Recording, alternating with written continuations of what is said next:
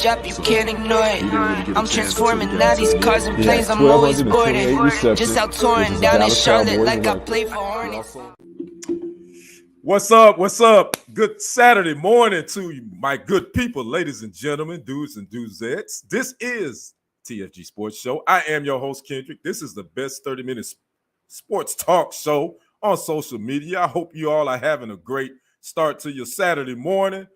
Because I'm not, because it is too cold for me. I don't like nothing under 60 degrees, and we woke up to in the 40s, so I'm a little bit like a grizzly bear this morning. I ain't trying to be out in this cold weather, but guess what? It's coming, so I might as well get ready for it. I hope everybody's staying warm. Hope you all are having a great start to your weekend. Again, this is a TFG Sports Show, the best 30-minute sports talk show on social media. Make sure you come in and hit that like button. Get those algorithms working. Make sure you share this to your social media platforms. And if you haven't already, make sure you subscribe to TFG Sports Media on YouTube and like and follow TFG Sports Media on Facebook. Check this out. We almost at 900 subscribers on YouTube. I think we like at 895. I need you to go in there and make sure you subscribe to the channel. We on our way to 1,000. We getting there. So again, make sure you subscribe to TFG Sports Media on YouTube. Again, so we're only like a week and a half from Thanksgiving. You guys ready for it? You got your turkeys and your hams and all that. I'm gonna be perfectly honest with you. I'm kind of over holiday foods, so I'd rather have some shrimp and fish or something like that more so than turkey and dressing and yams and all that good stuff. So it's a week and a half away and it's right around the corner. Excuse me. Let me take a drink of water. This only happens when you get ready to start. Everything is going fine with your voice until you start. So anyway, let's jump right into it. Let's get on to our quick hits. Again, make sure you come in here and comment so we can chat a taste, so we can talk about what's happened in the wrap up of sports this week. Quick hits before we get to our NFL Week 10 preview. Excuse me. WBC has ordered Earl Spence Jr. to defend his WBC title against Keith Thurman when they had their meeting in Mexico on Wednesday. Now, Spence holds the WBC, WBA, and IBF welterweight titles at 147 pounds, where now he has to it's mandatory from the WBC Council that Spence Jr. defends that title against Keith Thurman. Now, we all know that we were looking for that Spence Jr. and Bud Crawford fight to happen.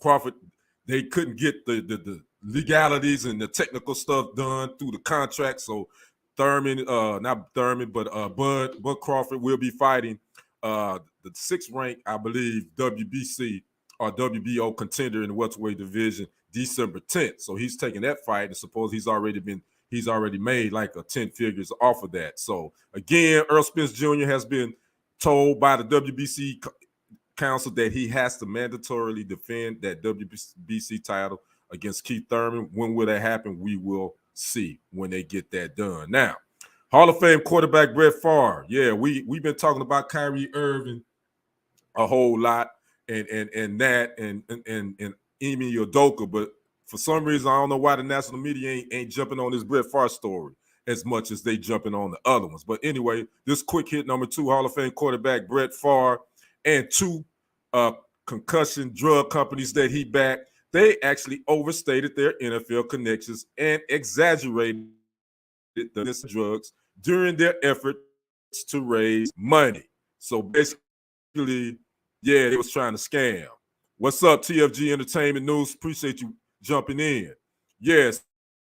So Brett Favre, not only is he's being sued by the state of Mississippi for using funds that was earmarked for those welfare recipients. He was backing a company, a drug company that overstated their effectiveness and their connections to the NFL, trying to raise money for that. So I want to see if the national media going to jump more on that. I hope so. But I'm going to keep talking about it because I think it ain't getting enough attention as it should. So that's my quick hit number 2. Quick hit number 3.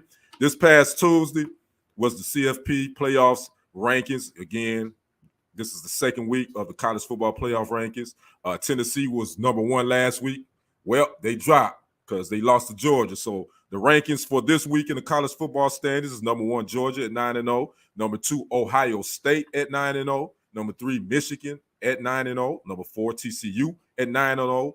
Number 5, Tennessee, 8-1. They dropped for number 1 from last week. Number 6 is Oregon at 8-1. Number 7 is LSU at 7-2. Number 8 is USC at 8-1. And number 9 is Alabama at 7-2. And number 10 is Clemson at 8-1, who had that bad loss to Notre Dame last week. And a couple of Big 12 teams. Texas is at number 18 at 6-3. And Kansas State is at number 19 at 6-3. So again, the top 4 of those teams will play in the Final Four. Now, this changes regularly. Now, if teams lose, they'll drop out of that top 4 position or they'll drop into the top 10. Again, this is the college football playoffs, which is basically the Final Four of the college football season. And in a couple of years, this college football playoff will go from 4 teams to 12. Now, our quick hit number 4, actually. Sports journalist. I don't know if you guys watch CNN in its early days, but I did. World-renowned pioneer, one of the pioneers in the sports world, sports journalist Fred Hickman, died at the age of 66 on Wednesday from liver cancer. Him and Nick Charles were the partners in crime for CNN Sports. He started there in 1980. Mr. Hickman worked for CNN. He was actually the first anchor to work for the Yes Network that did all the Yankee games that came on board in 2001. He worked for ESPN and Fox Networks as well. Fred Hickman, again, if you watch CNN in the early 80s, he was one of the mainstays, and they were battling against ESPN. Again, Fred Hickman is one of the guys I look up to in this sports game because I always wanted to do sports. And the 3 guys that I wanted to emulate was Irv Cross, Fred Hickman was one, and the late great Stuart Scott. So those 3 guys kind of shaped how I looked at sports and how I wanted to present it as well. So we want to say rest in power to Fred Hickman, and condolences goes out to his family. Now, we got some college football games that's going on right now. A big one that's kicked off at 11 is number 2, Ohio State, host Indiana. That's going on Fox. We got number 9, Bama, at number 11, Mississippi. That's going to be 2:30 on CBS. Number 4, TCU, at number 18, Texas. That's the big one. That's at 6:30 tonight on ABC. And we got number 1, Georgia, at Mississippi State. That's at 6 p.m. on ESPN. All right, let's get down to our Week 10 NFL preview. Let's go ahead. Let's jump into this thing. We talking about them Cowboys and the Packers. You got that right. That's the Fox game of the week. That's the 3:25 game. This is Week 10. Again, we got the Dallas Cowboys at 6-2 going to my Green Bay Packers. As you can see, I got my mug. Who are playing horribly right now. They're on a 5-game losing streak, and they are 3-6. And this is a must-win game for the Packers. Now, let's talk about some of the injuries. Cowboys running back Ezekiel Elliott, he's questionable. He's going to be a game-time decision with that knee injury that he suffered. Remember, he didn't play versus Chicago, so that gave him extra time to rest. But he's going to be a game-time decision. He's questionable, so he most likely is going to play. Also for the Cowboys, linebacker Anthony Barr, he has a hamstring issue. He's questionable, as well as wide receiver for the Cowboys, Noah Brown. He's questionable as well. Now for the Packers, questionable is kicker Mason Crosby. Linebacker Devondre Campbell, who has a concussion. I think he's out now.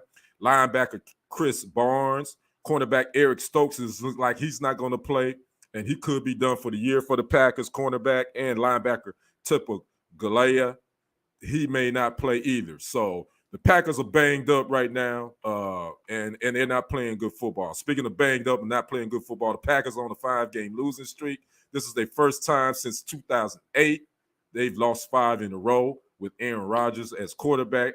And speaking of loss, again, they coming off that bad loss to the Lions 15-9 last week. Now, the Packers lead this all-time series versus the Cowboys 20-17. The last time these teams met was in October 2019. The Packers defeated the Cowboys 34-24 at AT&T Stadium. Now, this is the first road game of the season for Dallas quarterback Dak Prescott. Y'all know he missed the first 5 games with that thumb injury. He came back and played versus Chicago, but that was at home. Prescott has a pretty good record on the road. He's 24-18 on the road with a 12-game winning drives, with those games on the road. The Cowboys, this is the key to the game. This is going to be one of the keys to watch tomorrow. Again, this is a Fox game, America's game of the week. The Cowboys have the 11th ranked rushing offense, and they're going to be that rushing offense is going to be going against the 26th ranked rush defense of the Packers. Watch that. Watch the Cowboys run game versus the Packers rushing defense. Now, the Packers have the 14th ranked rushing offense, and they're going to be going against the Cowboys' 24th ranked rush defense. So, key to this game, I feel like whoever runs the ball, controls the clock, that team is going to win. I'll give you my pick here in just a second.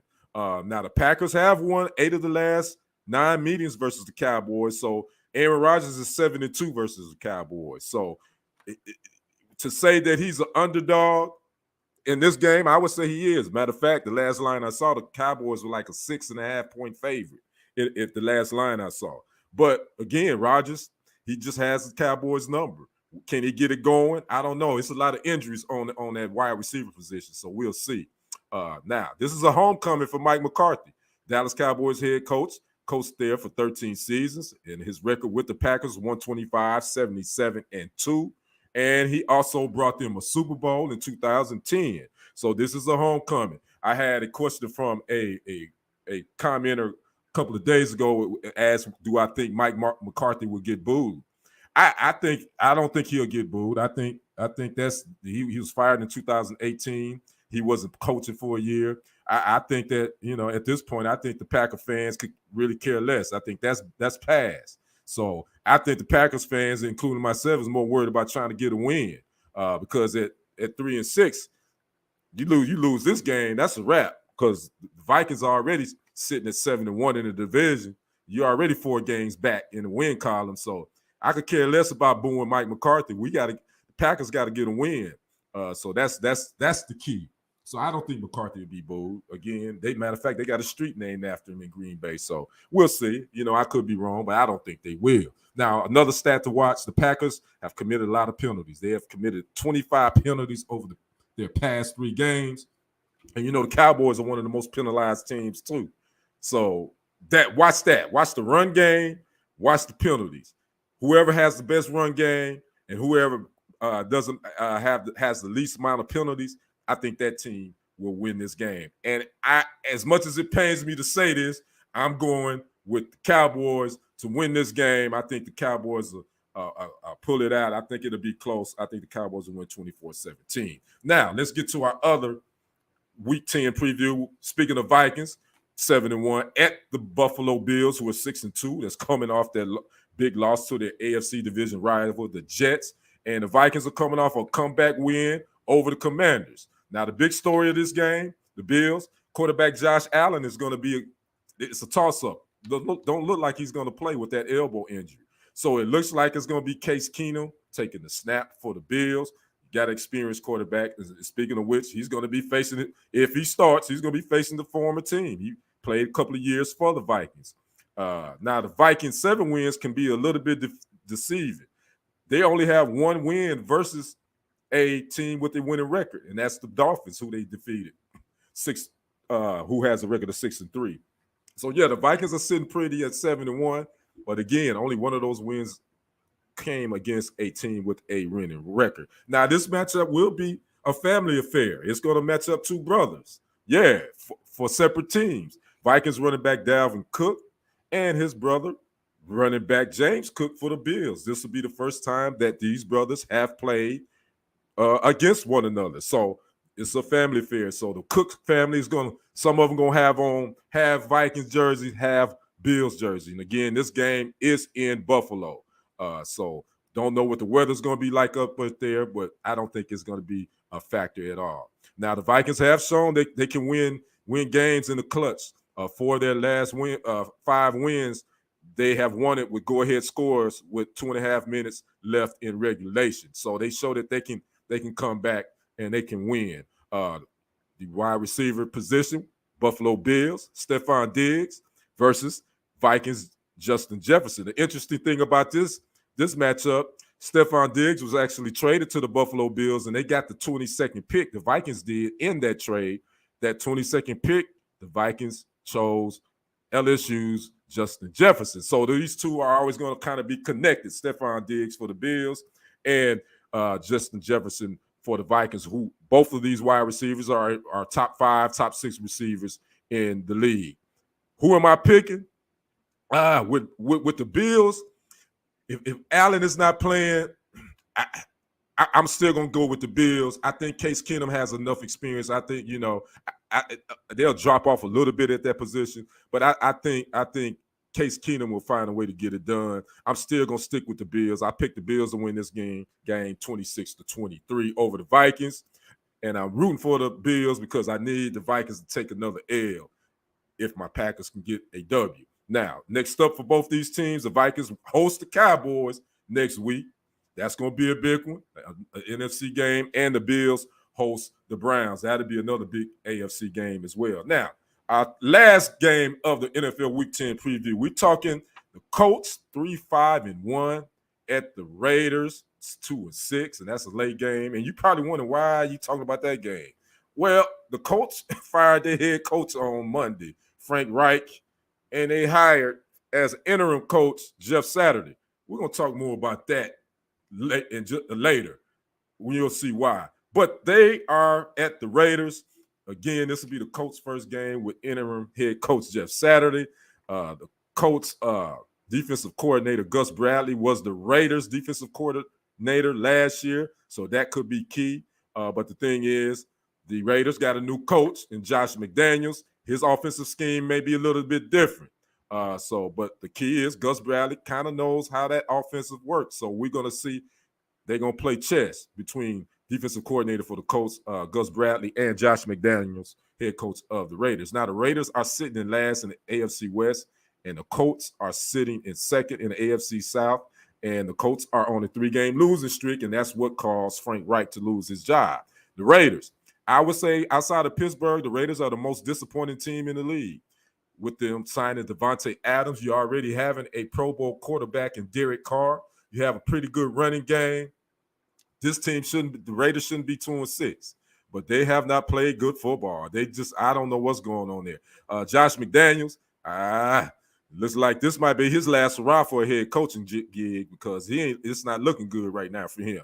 Now, Colts quarterback Sam Ehlinger makes his third career start with new head coach and new offensive coordinator Parks Frazier. Now, Jeff Saturday came in and decided that he's going to make Parks Frazier offensive coordinator. He will be calling the plays to Sam Ehlinger to keep some continuity. This was according to Jeff Saturday.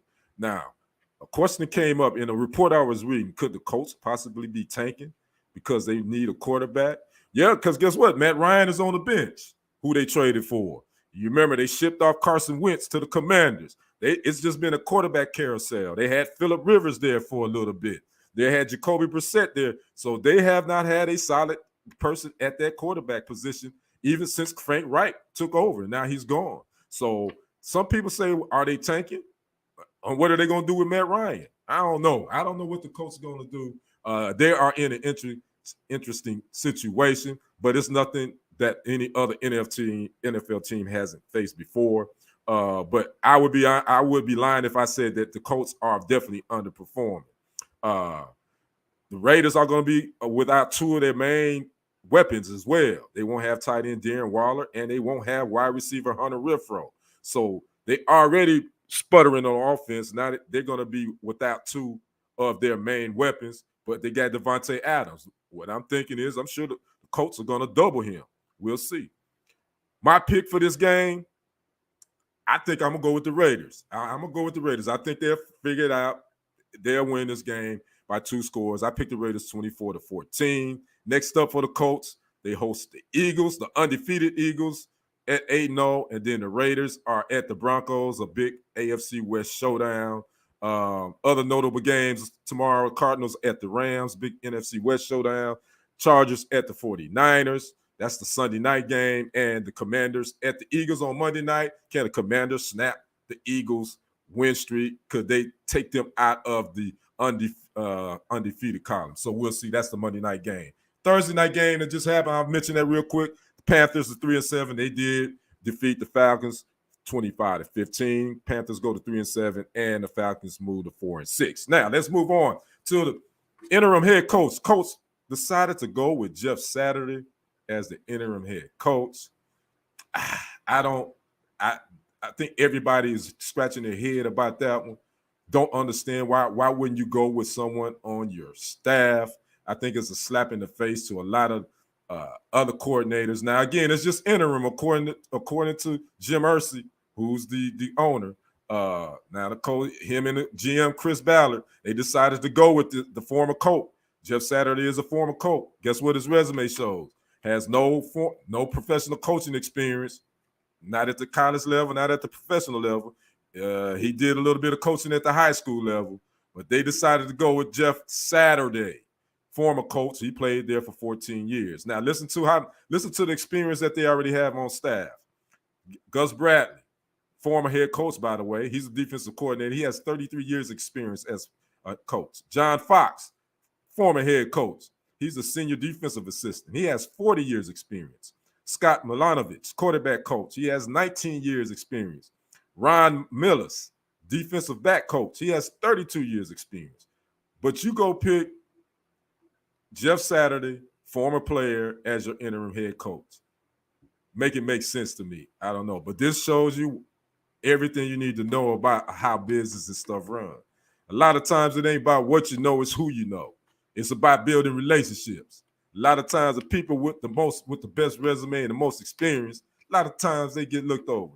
And this also goes to showing you how the NFL, when it comes to the head coaching position, is so far behind a lot of sports when it comes to people of color. Now you see why Brian Flores filed that lawsuit against the NFL and the Giants and the Dolphins. If you don't remember, Brian Flores, who was black, was fired as the Dolphins head coach because of some other situations, but then he filed a lawsuit against the NFL and I believe the Broncos and the Giants and I can't remember the other team. It wasn't the Dolphins, but he filed something about, giving them token interviews. He said, Brian Flores said he knew when he went to interview for the Giants, he wasn't going to get the job because just the way the interview went. And lo and behold, 24 hours later, they hired Brian Daboll. So we're going to see. Now, the owner, Jim Irsay, said that this is he's an interim. This is an 8-game audition. Now, there's a Rooney Rule in the NFL, whereas that you have to interview 2 minorities for an open head coaching position. This smells. I smell something stinking right now, because what I'm thinking is what's going to happen is he's gonna hire Jeff Saturday, but then he's gonna bring in a couple of coaches, black coaches, just to do that Rooney Rule, so he won't get fined. I don't know if y'all remember back in the day, Marshawn Lynch was at the Super Bowl and he had to do the press conference, but he got fined for not showing up for one. So when he went to this next one, he said that I'm just here so I won't get fined. That's what these owners do in the NFL with this Rooney Rule. They just do these interviews so they won't get fined, so they won't get no draft choices, draft picks taken away. So I'm telling you what's going to happen. They're going to bring in a couple of guys just to so they won't get fined, and Jeff Saturday is going to be the permanent coach. Watch what I tell you. So we're going to see. I still think the coach's going to get beat. They're going to lose to the Raiders. So we're going to see what happens. And this is how this actually hiring happened. Irsay actually called him Sunday. Jim Irsay is the owner of the Colts. He called Jeff Saturday during the game against the Patriots. The Colts and the Patriots defense sacked Ellinger like 9 times. Long story short, Irsay called him and said, what's wrong with our offensive line? Yada, yada, yada. He said that's all they talked about. That's what Saturday said. That's all they talked about on Sunday. Well, come Monday morning, Frank Reich was fired, and then about an hour or two later, Jeff Saturday was named interim head coach. Don't insult my intelligence like that, Jim Irsay. Of course, Jeff Saturday. Of course, y'all talked about the job Sunday. Of course, he told you he was gonna fire Frank Reich. I don't know why you trying to make it seem like, oh, this was a surprise, a shock. Come on, stop it. We're not crazy. Anyway, so we'll see what happens with that. Again, watch what I tell you. Jeff Saturday will probably eventually be this new head coach, and then all hell is gonna break loose because Jim Irsay is circumventing the system. But that's what they do. So we'll see. Now let's move on to another coach that became a permanent head coach. Nets hire who was interim head coach Jacque Vaughn as their permanent head coach. Now, if you didn't know, the Nets fired Steve Nash on November 1st after almost two seasons as their head coach. The Nets have been going through the Kyrie Irving situation, just a lot going on from Kevin Durant wanting to trade, and again with the Kyrie Irving and alleged anti-Semitic stuff. But they finally decide to go with Jacque Vaughn because the reports were that they were vetting and they were looking to bring back Ime Udoka, the suspended Boston Celtics head coach. You know the story behind that, for having an inappropriate relation. Well, it was consensual, but an inappropriate relationship with a member of the staff. Well, he's still suspended. Well, the Nets did hire Jacque Vaughn, made him the permanent head coach. Now, Jacque Vaughn has been an assistant for 7 seasons, and he signed a deal for the 2023-2024 season, and that's good. I think that they had to go with that. I think the Ime Udoka situation would not have been a good move at this point, considering what they're dealing with Kyrie Irving, and that's a whole nother story that I've talked about. And it's that we'll talk about that on another time, because there's a lot to be said about how the Nets, in my opinion, are handling the Kyrie Irving situation. Now, Vaughn has been a head coach before. He was a hot commodity a few years back. He became a head coach of the Orlando Magic. He coached them from 2012 to 2015. Didn't go so well. He was 58 and 158 in his 3 seasons there with a 269 winning percentage. And so, I'm just glad he got another opportunity. With black head coaches, a lot of times, you get a head coaching gig, and if it doesn't go well, a lot of times you don't get another shot. So I think this was a safe hire for the Nets. No disrespect to Jacque Vaughn at all. I hope the brother do well. But again, I think the Nets had to move on from Ime Udoka because it's just too much going on right now with the organization. Now, the Nets won their first game as Vaughn as the head coach. They blew out the Knicks 112 to 85. So they've got off to a good start. That's a horrible record. Yeah, right. That's a horrible record. They gave him 3 years, though, TFG Entertainment. Yeah, but again, that was back in 2015. So he's been an assistant since then. So I'm just glad he got another opportunity. Prior to that, he was an assistant. I think he was assistant for Coach Pop at San Antonio prior to getting the Orlando Magic job. So he's got a lot of experience as an assistant. This is his second go around. We'll see what he got. He got some talent. You got Durant there. Kyrie Irving should be back. Ben Simmons, he's talented, but I think he's wasting his talent at this point. So he got something to work with under some unforeseen circumstances at this point. So I don't see the Nets. I think they may sneak into the playoffs this year. I don't see them doing much. I think next season would be the season where you can really give him a shot.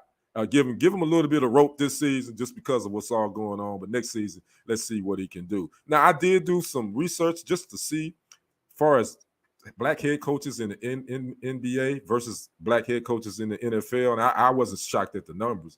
Just to give you a little take on this, the NBA has 30 teams. They have 16 black head coaches in the NBA. So half of their teams are coached by blacks. And the league is made up of what? Mostly black players, probably 75 to 80%. Did some research on the NFL. I didn't really have to do much because I already knew. The NFL has 32 teams. Technically, they only have 2 black head coaches. That's Lovie Smith at Houston. And that's 3. I'm sorry. Lovie Smith at Houston, Todd Bowles at Tampa Bay, and Mike Tomlin at Pittsburgh.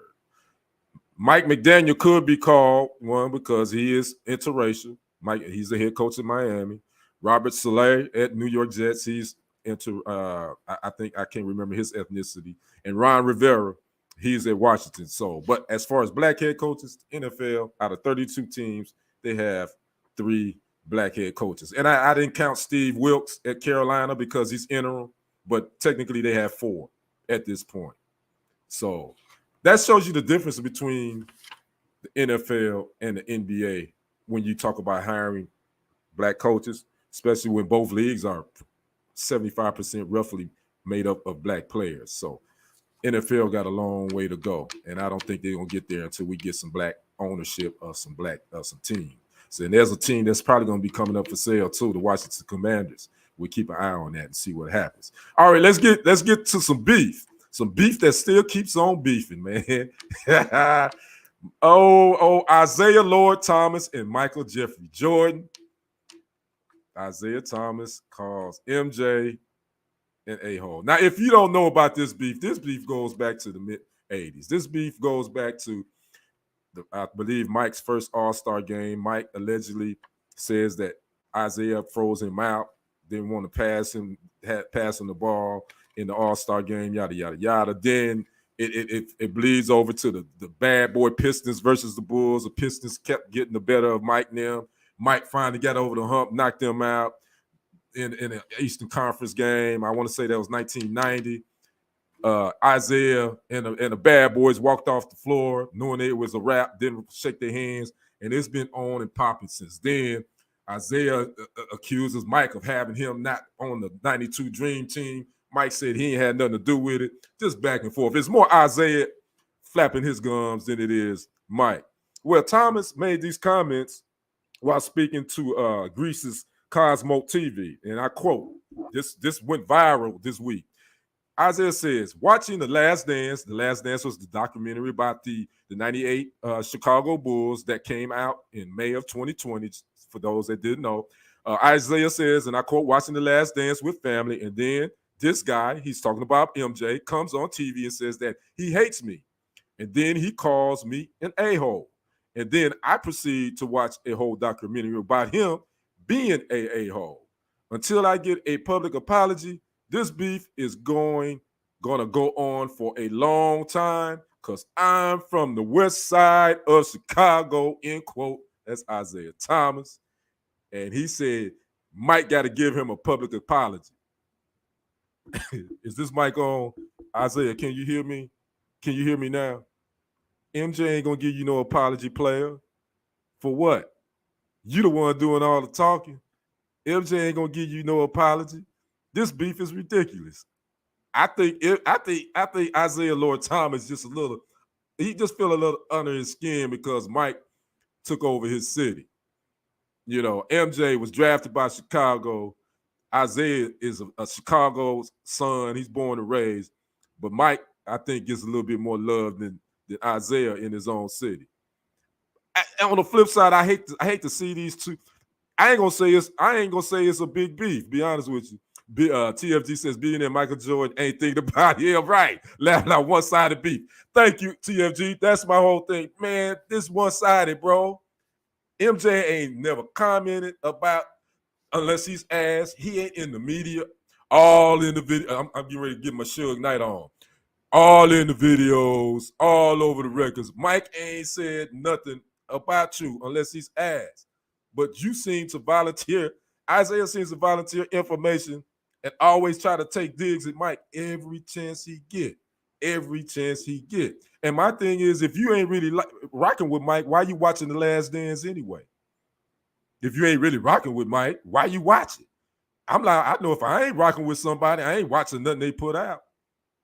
That's just me. But then I also would say this to Isaiah. I was like, hey, bro, Isaiah Lord Thomas, if he an a-hole and you want to call him one, why don't you put out a documentary and call him an a-hole? Then y'all be even. How about that? Make a documentary about the bad boys. I don't know, man. This is just one-sided. Mike ain't never really commented, ain't said a whole lot unless he's asked. Yes, he did mention Isaiah in The Last Dance because of that history, that Detroit-Chicago rivalry. So of course he was going to be brought up.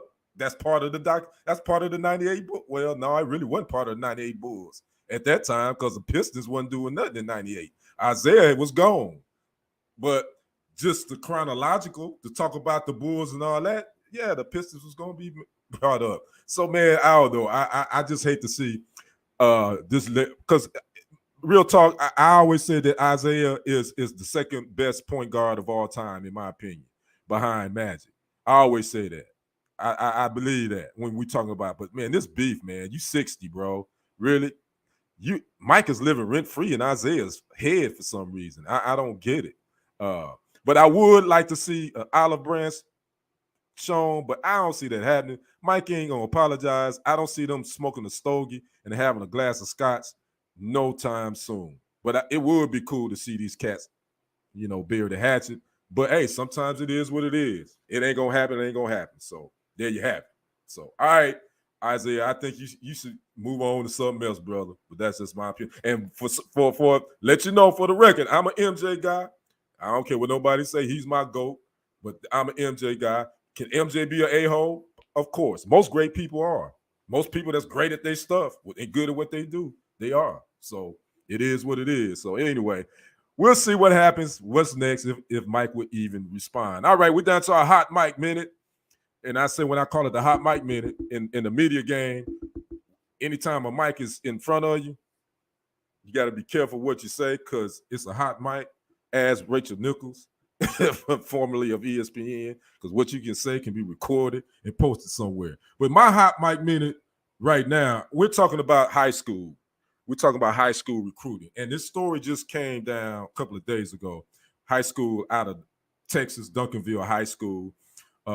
They were stripped of their 2022 basketball state title because of an ineligible player.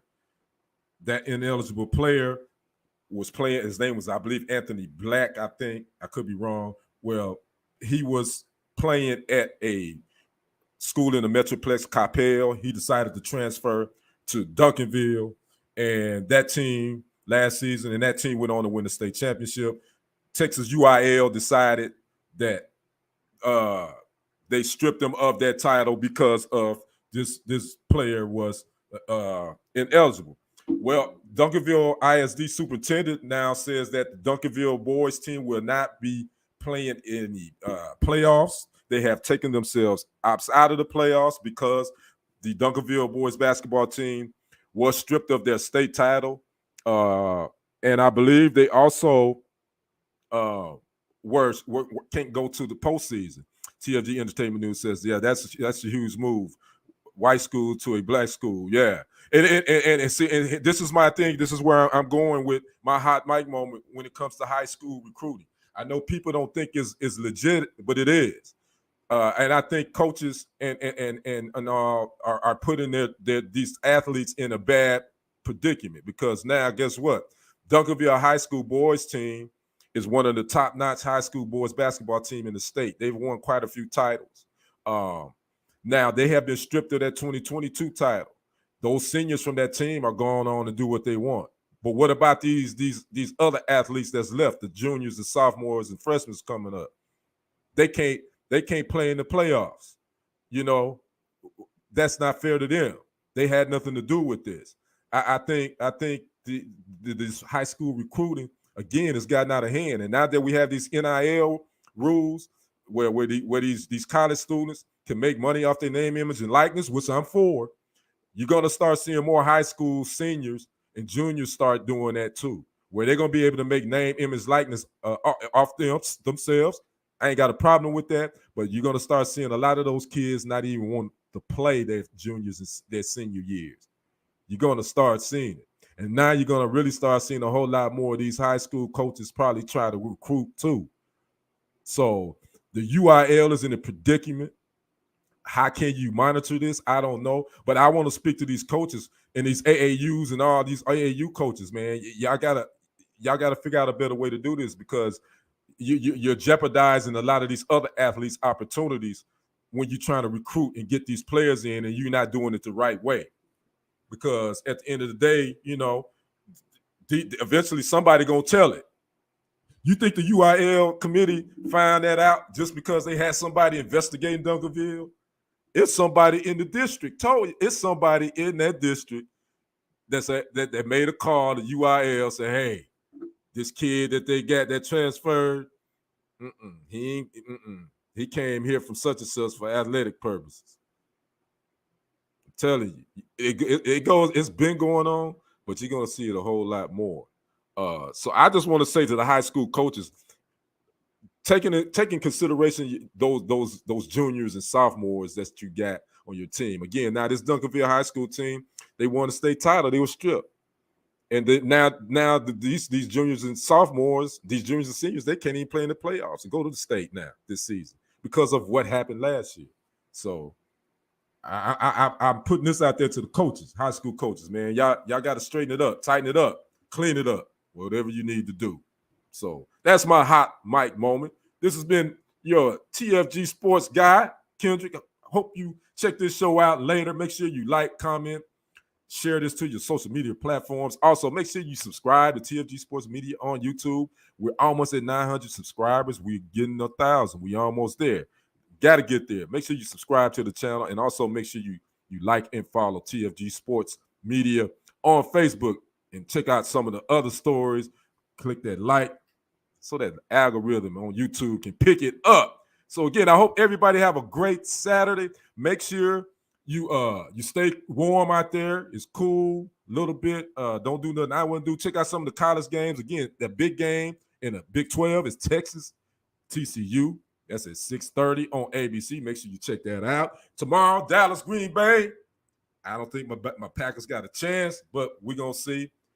Stranger things can happen, and anything can happen on any given Sunday. You guys enjoy the rest of your weekend. I'm your sports guy, Kendrick. This has been TFG Sports Media. I'm out. Deuces. That money clip us now, the new now looks like, whoa. Upgrade her diamonds, now her girlfriends are like, whoa. I hit recorded, drop, you can't ignore it. I'm transforming now these cars and planes, I'm